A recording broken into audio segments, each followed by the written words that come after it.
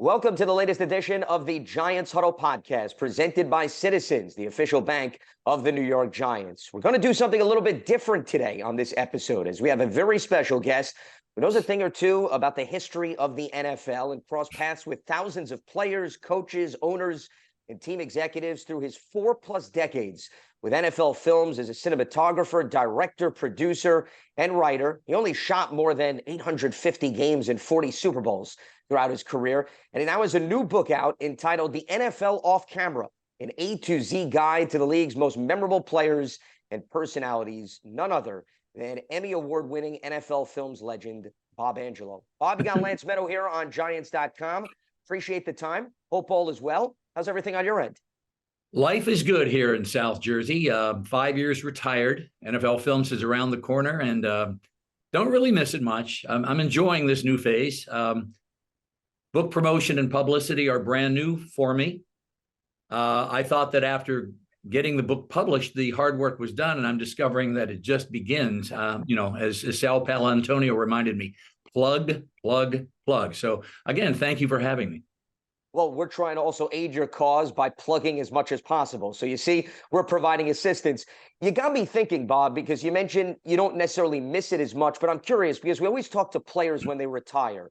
They're so used to a specific schedule that when the game leaves them, it's a tough adjustment. When you went through 4+ decades of routine, was it hard to adjust after it just all of a sudden disappeared? I've got to tell you that a year or so before the league actually asked a lot of us to retire, the aging workforce at NFL Films, I was pondering it myself, thinking, I will probably leave in 2019 at age 66. When the offer came along and I realized they were going to pay me full salary every 2 weeks for 2 years. I mean, my mother didn't raise me to be stupid. So I said, I can do it a year earlier than I thought, given the circumstances. I really don't miss it. I mean, when I got into my 60s, carrying a camera around a sideline and working the way I had to for basically counting pregame and postgame, nearly 5 hours with a camera on my shoulder, that became a burden. So no, I didn't miss that part at all. And some of the Monday routines of going through miles and miles of film to glean out the shots, the images that NFL Films will use in their productions, that had gotten pretty old for me as well. So no, it wasn't difficult at all. I mean, it was amazingly simple. When people say, "Oh, you've got to miss it a little bit," my answer is no, I really don't. 850 plus NFL games, 43 plus seasons working in the National Football League.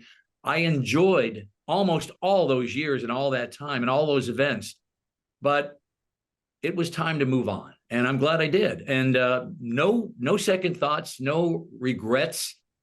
I look back on it fondly, but I don't look back on it longingly. I don't need to go back and do that anymore. It was fun while it lasted, but I'm on to a new phase in my life.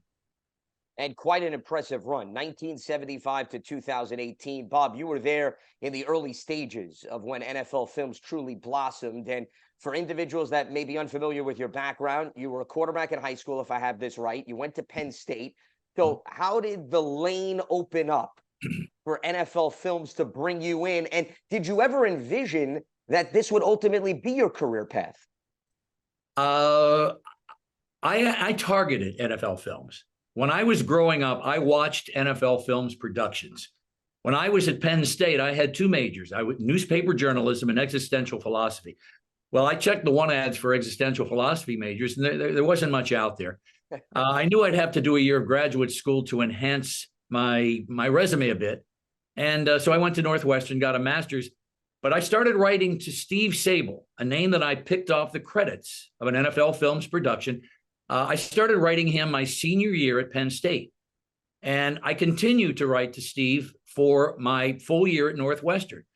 I would write every other month. I would send him articles that I'd written about professional football. I would send him scripts of radio shows that I did at both Penn State and Northwestern.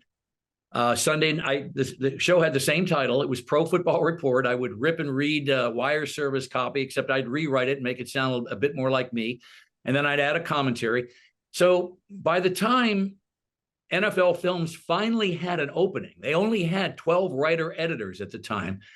By the time someone decided to leave, literally to move to the Caribbean and open a tiki hut, Steve had a pretty deep file from me. He had my resume, he had my cover letter, but he also had a lot of evidence that I was serious about pro football, that I knew a lot about pro football, that I studied the game.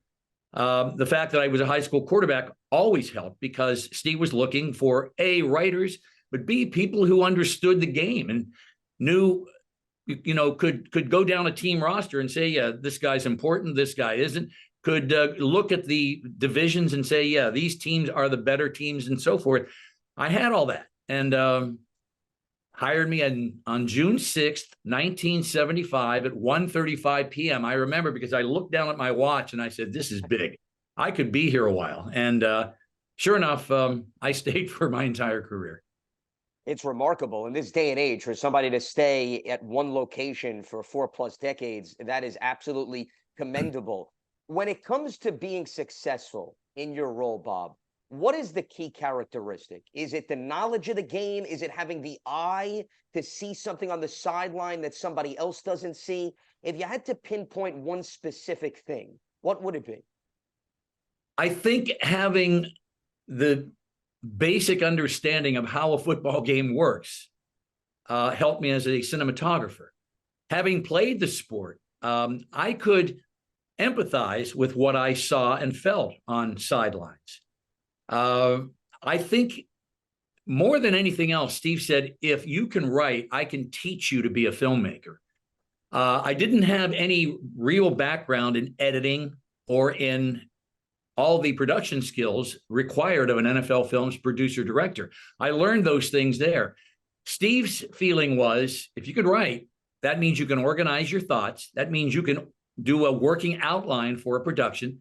All the other stuff we can teach you. Editing is something that one develops over a period of time. One develops his own techniques, his own bent, his own slant on things. I think what really helped me more than anything that was basically my appreciation for the game. When I was a kid, I watched professional football on Sundays. No one forced me to watch because I grew up in Pittsburgh. And during the 60s, with all due respect to the Steelers organization, they stunk. They were horrible. They won nothing. They had one game at the end of the 1963 season. Had they beaten the New York Giants, they would have gone to the championship game against the Chicago Bears. And they didn't win that game. And that was their only chance in the 60s. So I grew up watching football, and watching is, I would sit there and watch the CBS doubleheader games. Most people don't remember that, but CBS was contracted to do the National Football League. They had the San Francisco 49ers and the Los Angeles Rams competing on the West Coast. Somebody at CBS got the idea, hey, since we have to broadcast the game anyway, why don't we call it a CBS doubleheader game? And every week someone will see either the Rams or the 49ers. And I watched those games too. I watched the old American Football League.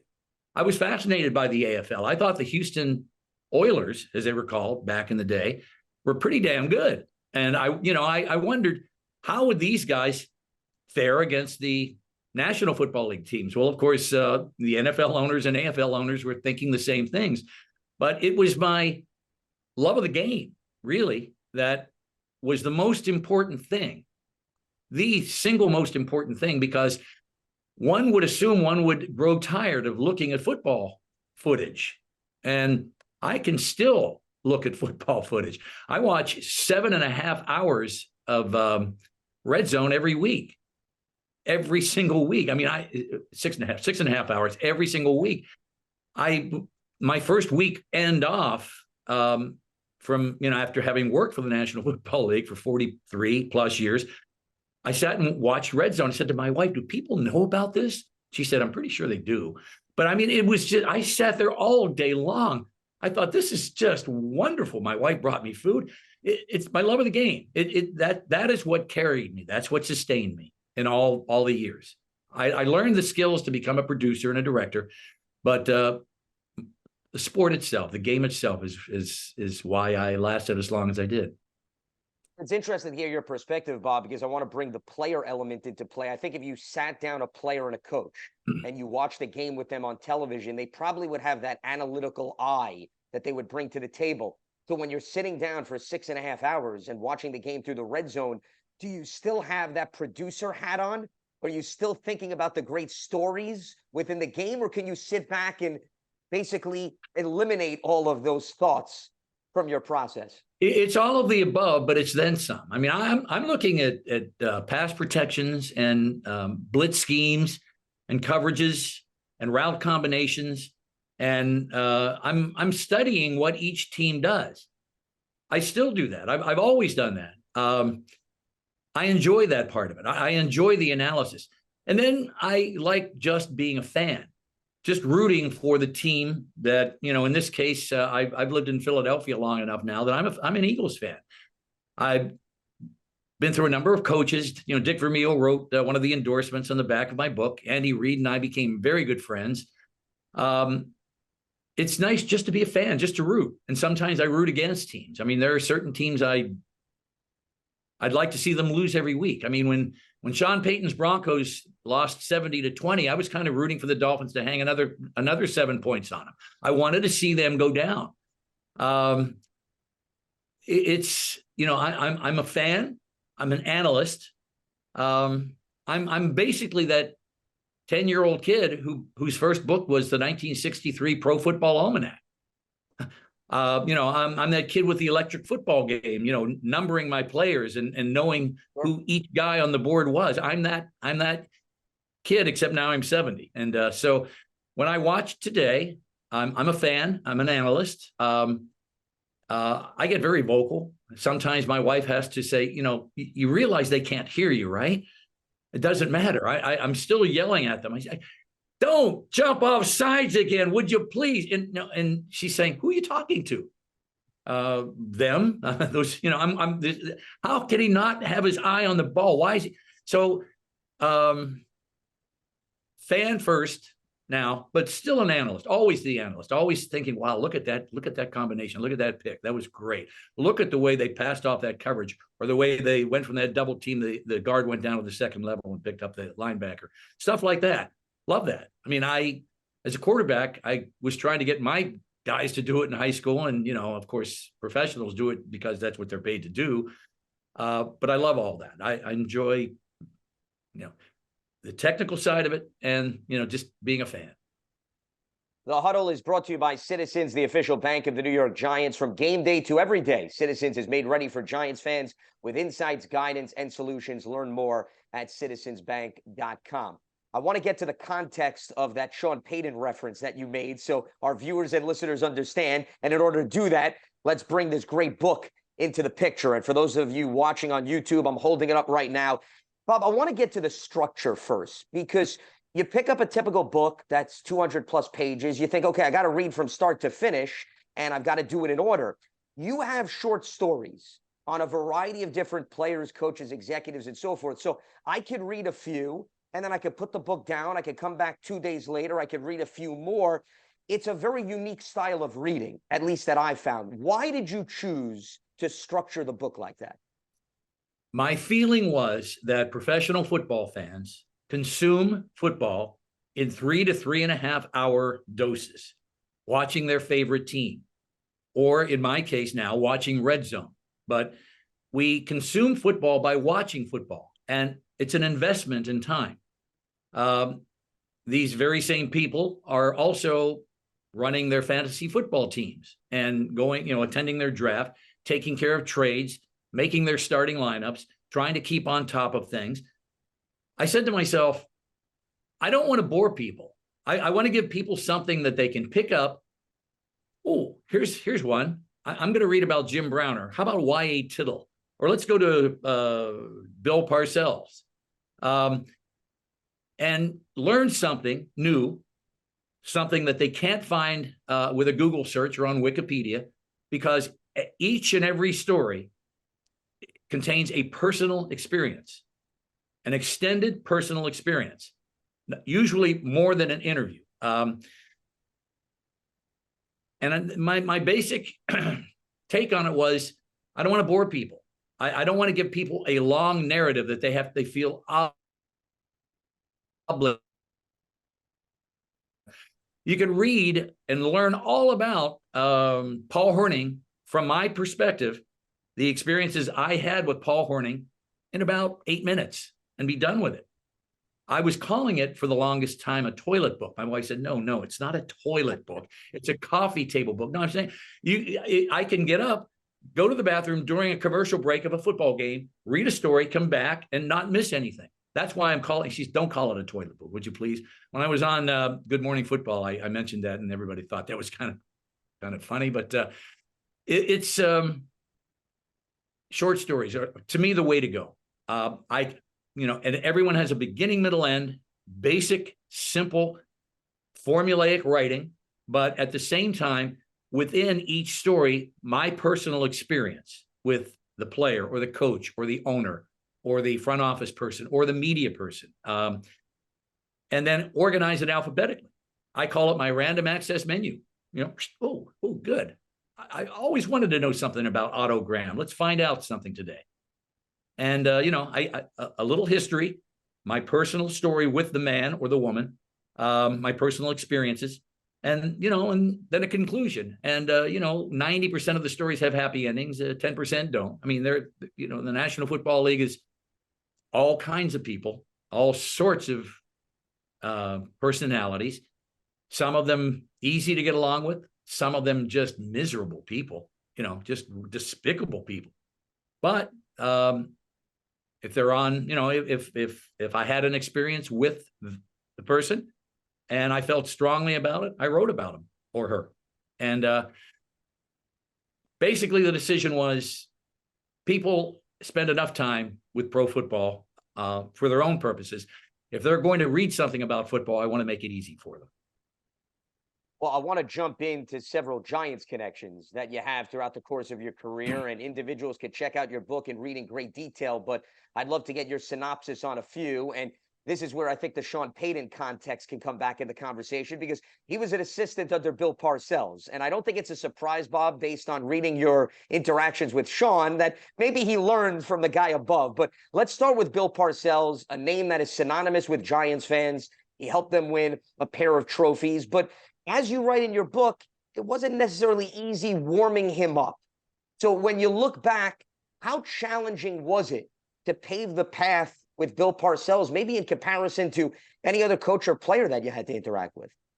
Bill was difficult on game days. He didn't want boom microphones extended over his bench. He didn't want cameras prying into his personal conversations with players, with his assistant coaches. That's just who Bill was. I don't know where he learned that. I'm guessing probably with his West Point experience. I'm going to blame the former coach of the University of Miami. I'm going blank on his name here, but I believe Bill was on his staff when he coached Army. Help me out if you know who I'm talking about here. Is it Schellenberger you're talking about? Yes, Howard Schnellenberger. Yep. I think that probably Schnellenberger was the same way. When I shot a college football game where he was coaching later in his career, he walked down and gave me this, like, get out of here with that camera. Bill was aggressive about it. Get that blank and thing, the blank, out of here right now. And he attacked some of our cameramen on the sideline, not physically, but he was intimidating. And when Bill, when his face got red and his eyes narrowed, he could be scary. I respected him, though. I mean, and hearing later in life, hearing some of the things he said and why he felt the way he did, I understood. He had a purpose. He felt that there was a sanctity in the locker room, that outsiders shouldn't be allowed to be part of that. He would chase us out of post-game locker rooms. When the league owners, broadcast committee, actually passed a resolution granting us the right to use boom microphones on sidelines, Bill didn't want to go along with that. He really wanted no parts in that. But now it was part of, it was part of an NFL bylaw. It's funny about him. Phil Simms, who I didn't necessarily get along with when he was a player, because he was that same kind of person. Get out of here with that camera. Don't bother me. I'm warming up. Knocked on my door one day at NFL Films, and Phil, Bob, yeah, I'm Bob. He said, I hear you're going to be doing a project with Bill Parcells and the New England Patriots called Super Bowl Diaries. And I said, yeah, I am. He said, let me give you some advice. Do not back down to him. At some point, he will come after you and he will accuse you of trying to take over his team, of being in the way, of becoming a distraction. If you back down to him, he owns you. And it happened. I was in New England. I was obeying all the rules. I was doing everything that I was told to do. This was January of 1997. The Patriots were preparing to play the Packers in the Super Bowl 31. And on Wednesday, two of my players came out of a team meeting just for a break and said, well, we won't be seeing you in New Orleans. I said, whoa, what's going on here? He said, you better talk to Coach.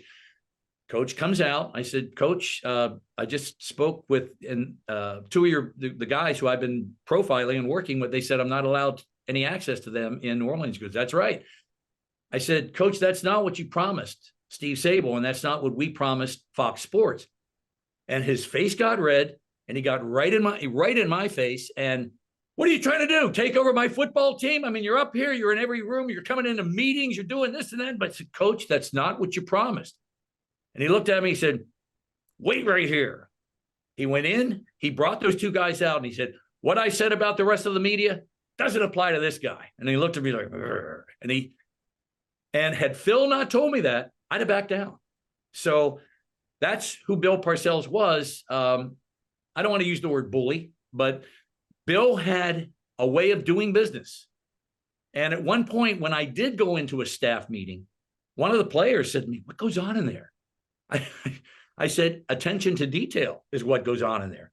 He walks through a play and they look at every particular aspect of the play. They look at, here's where the double team starts, and then it goes to the second level. This play, I mean, just the way Lombardi would go through the power sweep, that's the way Bill would go through an offensive play design. I said, attention to detail is what goes on in there. And that showed me a window into why Bill Parcells was successful as a head coach, why he won a pair of Super Bowls. Now, that said, he was a lot better head coach when Bill Belichick was his defensive coordinator. I mean, there are statistics to verify that, but a lot of respect for Bill after the fact. You're ready for a change. Payday comes early with Citizens, so go to that retreat. New You moves to the country. Now you're raising goats and launching a lifestyle brand. Are you ready for all that life brings? Bob, from your writing, from what I understand, it seems as if Bill Parcells and Steve Sabol were very close. So I guess what I'm getting at is, why did that relationship perhaps not change his perspective of the purpose of NFL Films? Because Bill did things Bill's way. And when he was in his environment, not sitting opposite Steve, talking about whatever, didn't matter. The fact that he and Steve were good friends didn't matter. What mattered was, this is the way we do business. You're not in my locker room until I let you in my locker room. You're not sticking microphones over me while I am, tearing into a player about a blown pass coverage or a blown pass protection. I don't want people to know that. That's for us. That's for the 55 players on this sideline with me and my coaches. It's not for you guys. Well, unfortunately, the league gave us permission to do this, so you're gonna have to get used to it. But so his personal relationship with Steve, it was a good one, and it was one of the reasons we were able to wire him every year, because he trusted Steve with that material. But conversely, when it was game day, this is how I do business, and I'm in charge here, not you. I don't care what the league office says. This is how it's going to be. And I respected that to a certain point, and I think it's one of the things he probably didn't miss. It was NFL Films and the intrusions and, you know, the access that we were getting more and more and more. I mean, today now we are allowed to wire players. We're allowed to choose the players we want to wire. And if the player wants to wear a wire, I'm not quite sure how all that works out, but we have much more access today. I mean, wirings are very common today. Teams are doing their own wirings these days. Sure. And I think that's one of the things that kind of irked Bill, that he didn't have control over that. I mean, Bill, you know, we hear the term control freak bandied about. There was, but that's one of the reasons Bill was successful. And you need Dwayne Charles personality. Yeah. I love Dwayne Charles. I wrote that in the book, just in case Bill reads it. Just a little dig. Yes, Thanks. Exactly. To refer to him by his full name with Dwayne respect Charles. Yes. Parenthetical Bill Parcells. You know how to poke the bear a little, Bob, from your experience around the NFL. Sure, you know, at this stage of the game, what's the trouble? I want to circle back, though, to Sean Payton, who you brought up, because earlier you had referenced how it wasn't easy handling him, and I was connecting the dots. Well, Sean was an assistant under Bill. How much do you think, Bob, looking back, Bill rubbed off on him in terms of how he handled the media? A lot.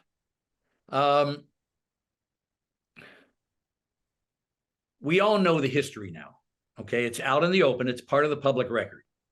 They were running a bounty program, and they got caught. I certainly hope that one of my sound bites, it was, you know, help put him away for a year. Pro football is hard enough without paying players from a slush fund, paying players for cart-offs and, you know, knocking players out of the game with cheap shots. There's no place for that in professional football or in professional sports. I mean, that's for UFC fighters and, you know, professional wrestlers and so forth. In professional football, you can't do that. And so he got caught. I think part of the reason he didn't want us working his bench area was he knew what was going on back there. And bottom line, he paid his penalty, came back. I don't know that he ever got any better, but he ran me off several sidelines. He came after me, get the F out of here with that effing camera, you know, in language that, you know, doesn't belong on Sunday. It's not Sunday language. And one time I stood my ground. I just put the camera on my shoulder. I told my sound man, stay right here. And I just stared at him. He turned, walked away, had to turn back, throw one more expletive my way. And then I thought, wow, I'm in my late 50s. I'm shooting a camera at a professional football game. It's my job to do this. Why are you so upset that I'm here and allowed to do this? Then we all learned why. He was hiding something. Giants fans love a winner. It's why they love Citizens, named a 2022 Best Bank in the U.S. by The Banker. As the official bank of the Giants and sponsor of the Huddle, Citizens is made ready for fans of Big Blue. Learn more at citizensbank.com. As we are talking with NFL Films legend Bob Angelo here on the latest edition of the Giants Huddle podcast. Bob, how much do you think most players and coaches don't understand the purpose of NFL Films and how it's essentially an extension, an arm of the league, and you're not here to paint them in bad light, but it just seems as if from an optics standpoint, many perhaps feel that way and sort of mesh you in with the rest of the media. Interesting that you asked that. The coach who succeeded Bill Walsh in San Francisco and won a 4th Super Bowl in that decade, I'm going blank on his name now. You talking about George Seifert? Yeah, George. You would think that the head coach of a professional football team would understand that NFL Films is owned by 32 owners, NFL owners. He didn't. He actually said something to the effect that, you know, I'm not doing anything for the Sabols, as if, you know, it was Ed and Steve's company. And I'm not quoting him exactly. I'm taking it out of context, but it was basically, he didn't know that. He did not know that The San Francisco 49ers are 1/32nd partners in NFL films. A lot of coaches still, believe it or not, consider us just another station, another camera, another distraction. The ones who don't benefit from the exposure that NFL films provides their players and themselves.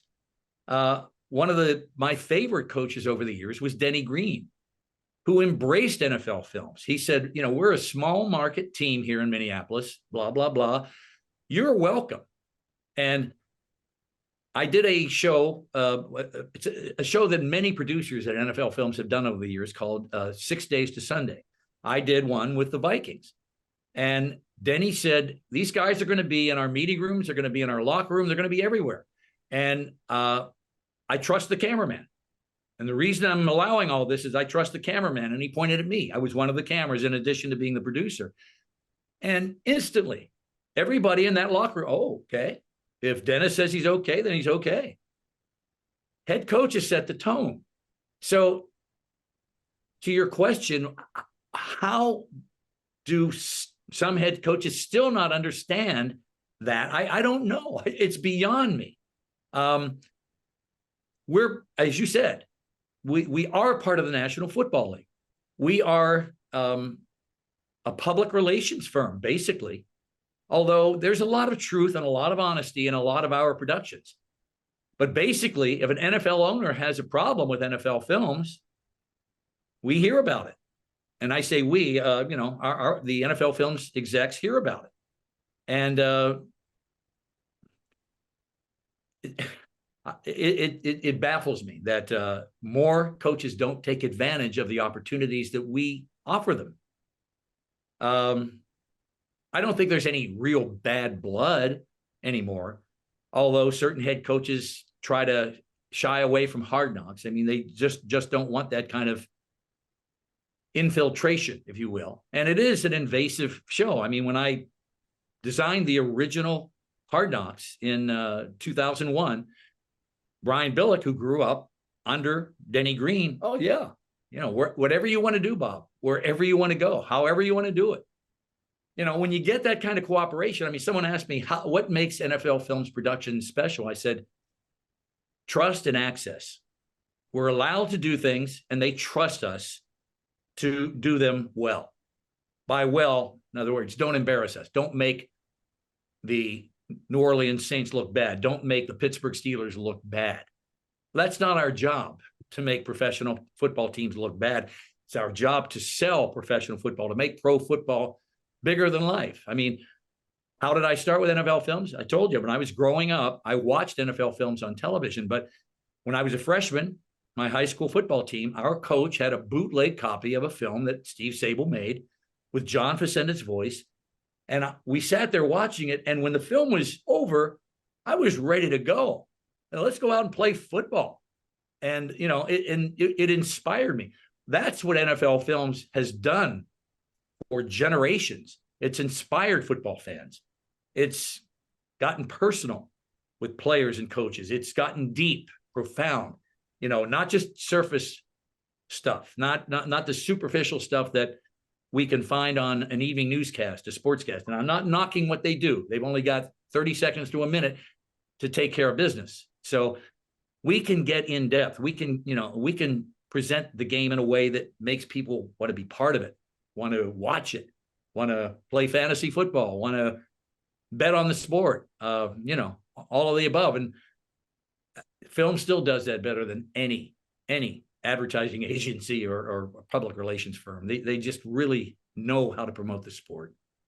Well, you literally and figuratively have a unique lens. And I think you and the rest of your colleagues have capitalized and taken full advantage of that. I want to piggyback, Bob, off of your point about Brian Billick was the Ravens head coach when you started Hard Knocks in 2001, and how beneficial it was that he was under Dennis Green and understood, hey, if you could trust NFL Films, you can help us, we can help you. But I guess what I'm getting at, Bob, is then when you look at what followed, you didn't have Brian Billick every year. You had to circulate across the league.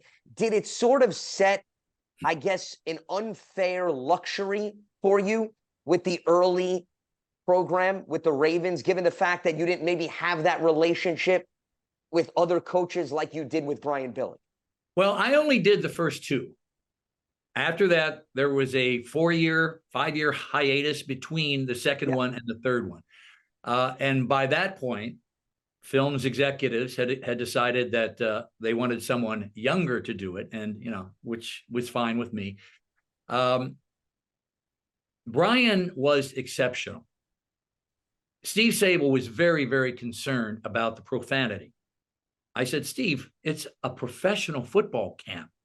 I mean, if you read Paper Lion, as I did when I was a kid, you know what it sounds like.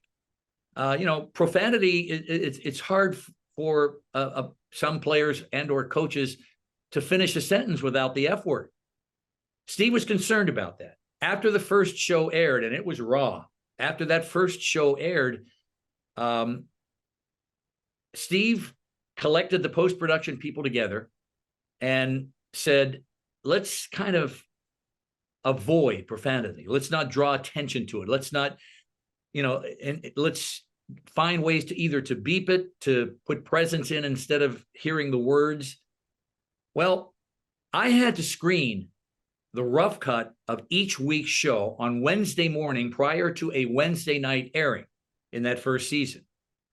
And that screening included the owners at the time, the Modells, Art and his son, I think David Modell, the media relations staff, Kevin Byrne, Ozzie Newsome, the general manager, Brian, and anybody else who would show up. But it was basically the powers that be of the Baltimore Ravens, including the ownership. After the first show, after that first screening, everybody just got up and walked out and said, great job. I got on the phone with Steve and I said, Steve, no changes. Everything's fine. Well, like I said, Steve was concerned about the profanity. So for that second show, he made a deliberate effort to rein it in. Brian waited until everybody else had gone. And they stood up and said, great show, Bob, but we need a few more gratuitous F words in there, don't you think? And he walked out. I called Steve. I said, Steve, please, this is what Brian just said. All right, that's fine. The show aired in its raw, earthy form from that point on, and still does. So yeah, Brian, the next year was Dave Campo. And Dave was the head coach of the Cowboys, promoted from within. He did not have the same authority, if you will, that Brian Billick had with the Ravens organization, if you know what I'm saying here. I mean, yes. I think we could all connect the dots there. Yes. But he was a great guy, and he had no problem, mugging for the camera and doing things. But there were things going on behind the scenes in post-production that I didn't know about, involving Mr. Jones's concerns. And, sure. I can't go there because I didn't witness it personally. I just learned of it later. Again, trust and access. We trust you guys. We're letting you in. You're going to see things that most people will never see. And we're trusting that you'll depict us in a good fashion. And again, the head coach sets the tone. So yeah, after Brian, it became harder. Herm Edwards was good. Rex Ryan couldn't have been better. Marvin Lewis could not have been better because they'd all, those guys were all part of the original and understood. Yeah, okay. NFL films didn't affect our football season. All they did was, or our training camp, all they did was document it. And that's the takeaway. I'd like to see a handful of other coaches who still fight Hard Knocks. Every time it comes up, it's like, no, we don't want it. Hey, that's going to go on. I think modern, younger NFL head coaches, I think, recognize that it can be of value. I mean, just look at what's going on now with the guy in Miami. I mean, he's a different kind of guy to begin with. I love the way he talks and interacts with his players. I really, really like that and appreciate that. And Brian was the same kind of thing, just a generation earlier. You know, Brian could get down and dirty when he had to, but Brian was a former public relations person, former tight end himself in college, who understood. And when I learned that McDaniels was also a wideout someplace, and a fairly good one, now I understand why he, takes off and runs to the locker room. He's a different sort of guy, and Hard Knocks in season I think will be very successful simply because people will warm up to the Dolphins because of him, because of the head coach and how he conducts business. And as you know, a big part of that show is personality. If you have the personality, it sells it even more. And actually, that's why I want to bring the Lions into the equation, who were featured last year in training camp. I think the show did wonders for them, Bob, because what I think it did was, and Dan Campbell helped and his staff, a lot of former players, but to me, it humanizes the team. You see them as human beings. I think there's a lot of people that consume football, and I'm very curious your perspective. And unfortunately, they look at players and coaches as if they're robots. They're programmed, that they got to go out, they got to win at all costs. It's life and death. They have families, they have emotions. You see it on the sideline. And I just feel as if Hard Knocks serves a good purpose in providing a conduit to that. And I'm curious where you stand on that. Absolutely correct. I agree with you 101%. I made a point of visiting players at their homes for the very first Hard Knocks show prior to meeting them in camp. When Steve asked me why I was doing that, I was saying I want people to understand that Tony Siragusa has a wife and children, that Rod Woodson has a pink house. I mean, these are grown ass men. Okay, they have lives, they have wives, they have families. It's good for people to know that they're not just, bettors tend to look at football one way. They tend to look at it like you failed me, you quit on me. And of course, bettors have this whole thing. Well, it's fixed. The games are rigged. Blah, blah, blah, blah. And that's why the Rams coach kicked a field goal because he knew what the line was. No, it wasn't. It was the only way to win actually have a chance of tying the game and sending it into overtime. But bettors have they'll never admit I'm not a very good bettor. They'll never say that. They'll always blame that's the refs. They're controlling the game. Bull. It's absolute bull. That said, personalizing the game is it's NFL Films' specialty. Personalizing athletes, showing the other side of an athlete. One of the very first segments I watched when I started with NFL Films was a piece that Steve Sabol did on Lyle Alzado, and I referenced it in my book. Lyle had a mother, and he would help her arrange flowers at their place in New York. And then you see Lyle, as a football player, and you think, wow, how can he go from this young man helping his mom arrange flowers to this beast on a football field? Now, of course, with Lyle, there were some other things going on, but that is what NFL Films has always done. I mean, the very first time I saw the Norm Van Brocklin wiring when he was the head coach in Atlanta, I don't know if you've ever seen that, but he tears into Harmon Wages in a way that just made me uncomfortable. I mean, my high school coach would tear into me sometimes, but never like that. And I thought, oh my God, and so you see that and you realize, wow, this is how head coach. Now, not everybody was like Norm. And of course, Norm wasn't very successful at what he did as a coach, now as a quarterback.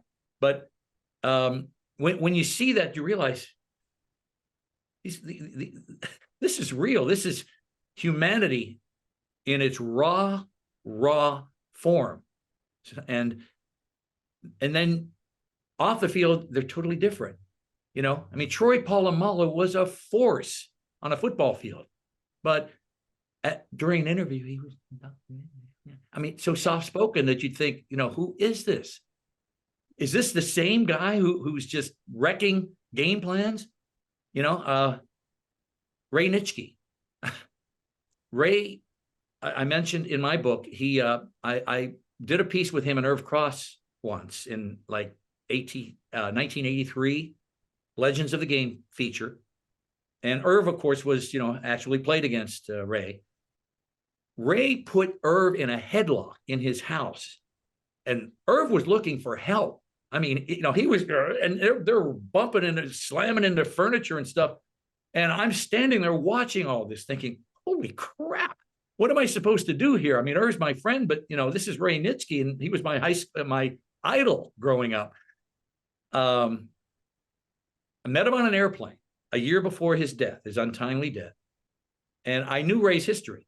And Ray said, well, do you have any children? I said, yeah, I have a son, but, my wife and I are divorced. And Ray's expression changed because Ray was orphaned, young, was raised by 2 older brothers. And Ray adopted 3 boys himself. That really hit him when he heard that I wasn't living in the same house as my son. So I fell asleep on the plane. When I woke up, Ray handed me this little message that I quoted exactly in my book that I gave to my son. And it was in calligraphy. I mean, his handwriting was calligraphy. I'm thinking, Ray Nitschke, this is how he writes? My goodness. But it was a heartwarming, and he signed it, your dad's friend from Green Bay, Ray Nitschke. Study hard, work hard, play hard, blah, blah, blah. Listen to, I mean, all the advice that a man of substance would give to children that he loved, that he had adopted. He wanted my son to have that just in case he wasn't seeing enough of me. And when I gave it to my son, and when I'm thinking about it now, it just brings tears to my eyes. It was just a wonderful, wonderful moment. And then you think of Ray Nitschke on a Sunday afternoon, he kind of looked like Lambert before Lambert, with the teeth missing and the breathing fire. And so yeah, they do have a human side. And that's, NFL Films has always specialized in that. And to see it on Hard Knocks, it was pretty simple. I mean, it was a no-brainer choice for me. I mean, that's what this show has to be about. Otherwise, who cares? You love turf. You're good at it. So you start a turf biz. Business grows, your savings grow. Become the most celebrated name in turf. Are you ready for all that life brings? 100%, because you're providing something that the typical viewer can't find elsewhere, and you understand that purpose. And I'm glad to hear your stories about what goes on the sideline, Bob, because I want to bring this back to the Giants. And earlier this season, there was a lot of animation on the sideline during a few games, whether it be Sterling Shepard and Darius Slayton, the wide receivers, or Wink Martindale, the defensive coordinator, head coach Brian Dable. And the media fans, they look at the visual image and everybody likes to twist it and turn it and read into it. But you've been on the sideline. What I'm getting at is perception always reality if you don't understand the true context of what's going on there? I like the way you phrase that. Watching a sideline confrontation, not knowing what's being said, Sure. Well, of course, the Giants offense is struggling right now. The quarterback just signed a big contract. And wow, did we overpay him? Should we have been looking somewhere else? He can't seem to find his open receivers. He's running the ball more than he should be. He's not converting third downs. Of course, grown-ass men are going to have things to say about that. Wide receivers are always open on every play. Always, always. Until you look at the film and you realize, no, not so much, huh? He was right on you. Like fly paper. What do you mean you were open? You weren't. But they're always open. And they always want the ball. That's why they made it to the National Football League. I shot a confrontation once. I don't want to shift it away from the Giants because, but I shot Terrell Owens talking to Randall Cunningham. Talking to Donovan McNabb in Pittsburgh. And as he's on his rant, Donovan starts to walk away from him. And I used my zoom just to stretch and stretch and stretch and stretch the frame. And at the end of it, Terrell is still over there hollering at him, screaming at him. And Donovan's way the hell over here. And that happens. Just a couple of weeks ago, in an Eagles game, Jalen Hurts was throwing a dig, and A.J. Brown was supposed to run a dig, but didn't. He made a sign like this, and then he took off, and Jalen threw the dig, and it got picked. And you see them on the sidelines. Now, they're best friends, I hear. But still, you see that, what the hell? What were you doing? And so that happens with every team. I mean, Dable's a good coach. I mean, he's a damn good coach. Good offensive mind, good schemes. It's just not working out with the quarterback early this season, and now he's gone. And when you see it, you think, oh, God, look at this. This team's falling apart. No, they're not. They're trying to sort things out. They're trying to get to the bottom of it. What's going wrong? That's how it happens on sidelines. Some coaches don't want NFL films or anybody else listening in, but that's just too bad. It's part of our jobs to do that. And it's part of network television coverage to point it out and to speculate. Do they always get it right? No. I mean, the better analysts understand. They know what's going on there. I mean, if you listen to Troy Aikman, I mean, he'll get it right most of the time. Collinsworth will get it right most of the time. The good analysts understand. I mean, the tight end now who's Fox's guy, the former tight end. Olsen, you're talking about. Yeah, he gets it right. I mean, these guys were there. But to the average fan watching, oh, look at this. I bet on these guys. Look at it. Well, what's going on here? I mean, they're fighting among themselves. Yeah, happens all the time. They're grown-ass men making a lot of money, carrying a lot of testosterone, and they're going to have disagreements. And sometimes it's going to, they're going to throw helmets. They're going to be pissed off at each other. The good coaches and the good coaching staffs and the teams with veteran leadership will work it out. They'll figure it out in real time. Otherwise, they'll go on 5 and 6 and 8 game losing streaks, and there will be a new coach and a new system, et cetera, et cetera. So, yes, of course it gets blown up, but not usually by, most good analysts have been there. That's why they're in the booth. And they'll figure it out, and they'll say, well, he wants to be targeted more. Of course, he's a wide receiver. I mean, he wants the ball more. Yeah, he wants to, every now and then you'll see, a pass rusher, complaining about getting only a half sack credit as opposed to a full sack. What do you mean? I'm the one, and I would shoot those conversations. I think, geez, come on. But that's what happens. Yeah, it does get blown up, but that's never going to change. I mean, that's never going to change.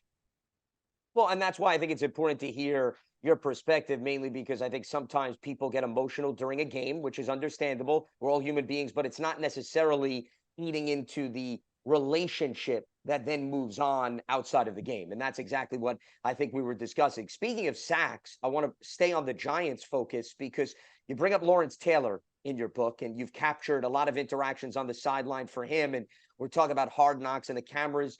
Bob, can you imagine if social media existed when Lawrence Taylor played? And how perhaps his career would have not necessarily gone differently on the football field, but maybe all the off the field stuff. Lawrence was different. He was different. I mean, remember Spinal Tap, the movie with the amp that goes to 11? Well, yep. Lawrence's amp went to 11. I've never seen anything like him. And there has never been anything like him since. I think I wrote in the book that people have been saying now since 1981, he could be the next Lawrence Taylor. Well, not yet. I haven't seen him yet. I have not seen a linebacker wreck game plans the way Lawrence Taylor did. Lawrence Taylor changed offensive football and defensive football. Teams went to 3-4 defenses and started looking for that smaller, more reckless edge rusher. And now they're called edge rushers. They used to be called defensive ends. Now they're called edge rushers. Offensively,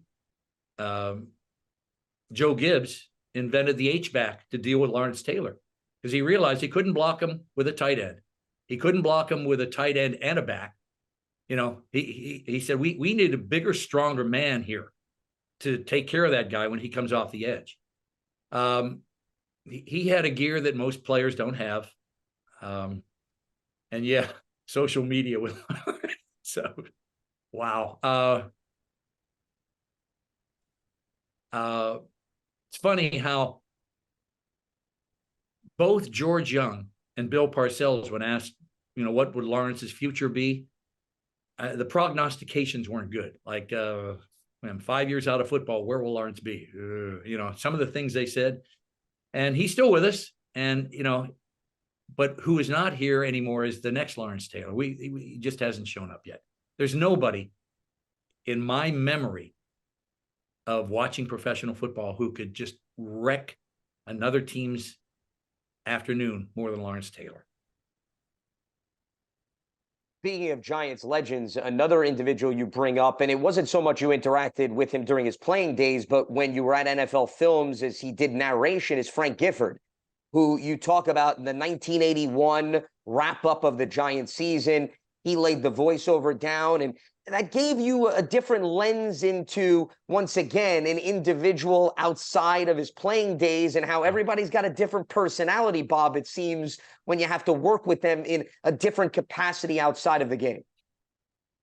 Growing up, certain voices were the National Football League. Frank was one of those to me. John Facenda's voice was National Football League, even though John didn't know if a football was pumped or stuffed. Pat Summerall's voice. Like that. I didn't have any particular axe to grind with Frank Gifford. I would watch him on Monday Night Football, and he'd make 5 to 10 mistakes a quarter. Wrong names, wrong numbers, wrong information.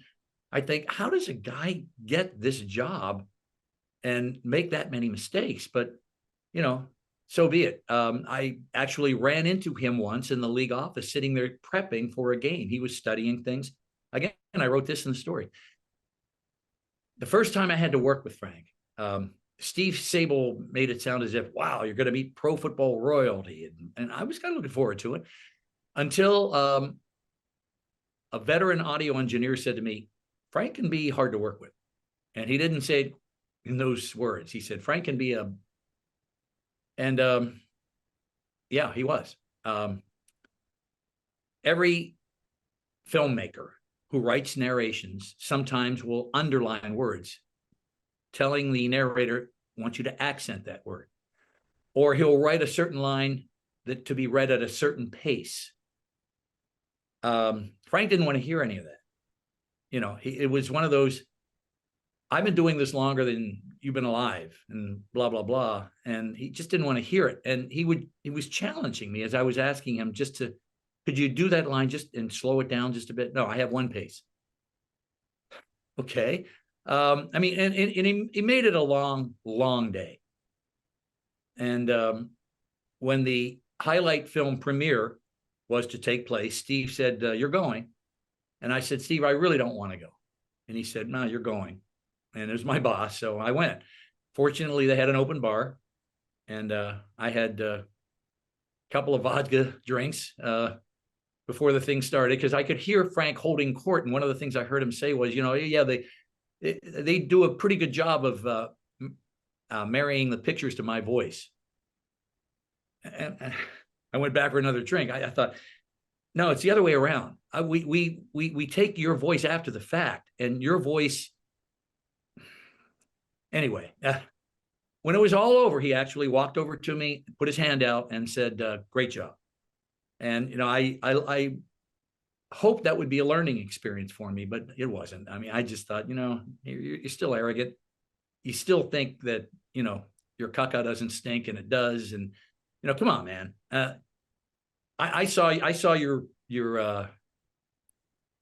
lethal side. I saw that dark side that television people will never know about, or people out in the real world will never see. I saw the dark side, and it wasn't pretty, but hey, we got through it.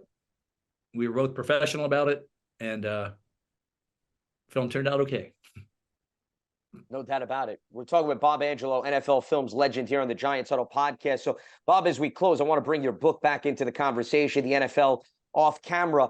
I was recently talking with Kenny Albert, longtime sports broadcaster, who also just came out with a book, and we were discussing how if the pandemic didn't happen, who knows if the book gets written and put together.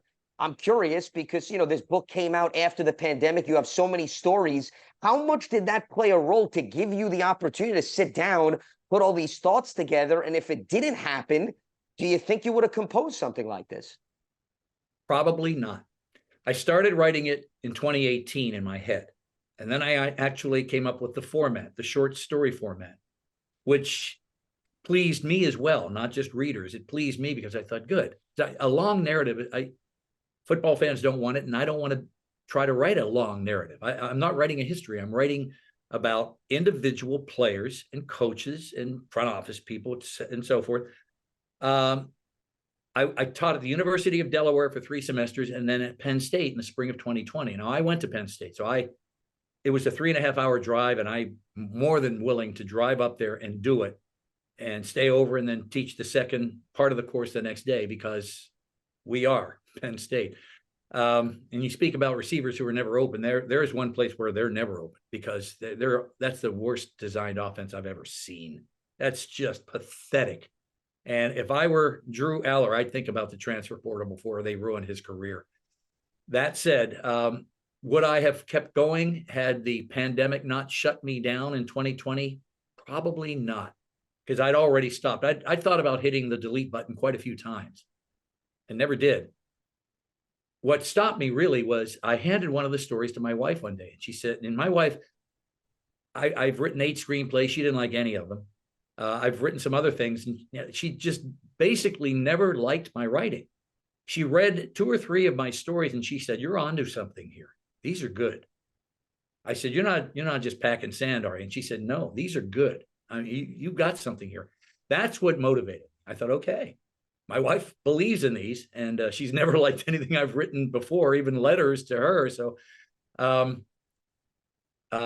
but had those 2 things not happened, had the pandemic and my wife's vote of confidence, they came at about the same time, because I think she realized, oh God, if he's not teaching, what's he going to do?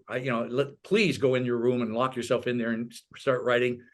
And I did. And, I had no publisher, I had no agent, had no connections. I went to a handful of people. I went to Ray Didinger and I went to Sal Paolantonio. Sal hooked me up with a publisher in Chicago who really didn't handle it well. And Ray hooked me up with his publisher. And ultimately, Ray's publisher published the book, and Ray wrote the foreword, Ray Didinger. But it probably would not have happened if those 2 things hadn't happened. Yeah, COVID for sure. But then my wife's positive words that finally, oh, thanks, Barb.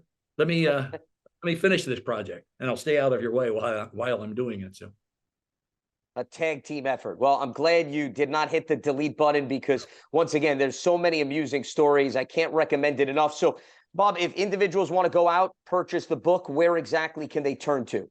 It's simple. You can go to Amazon and they'll deliver the book within 2 days. All you've got to do is type in the title, The NFL Off Camera, or you can go to my website, www.bobangelo.com, real simple. Or you can go to Barnes & Noble's. Barnes & Noble's bookstores have them in stock.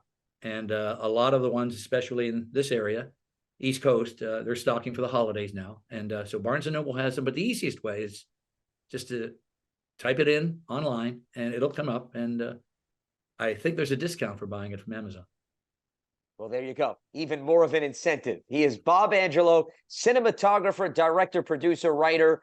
More than 850 games, 40 Super Bowls he documented, and he was with NFL Films for over 4 decades. The book is NFL Off Camera, an A to Z guide to the league's most memorable players and personalities. And here's another teaser. When you get the book, check out the story about former Giants linebacker Connor Barwin, because if you want a few laughs and chuckles, Bob answers the call in that department, and we'll certainly leave it at that. Well, Bob, listen, this was an absolute blast, absolute pleasure. I very much enjoyed the conversation. I wish you the best of luck in retirement, and very much look forward to talking to you down the road. Thank you so much for having me. I appreciate it. This is the latest edition of the Giants Huddle podcast presented by Citizens, the official bank of the New York Giants. You can check it out on Giants.com, the mobile app, and your favorite podcast platform.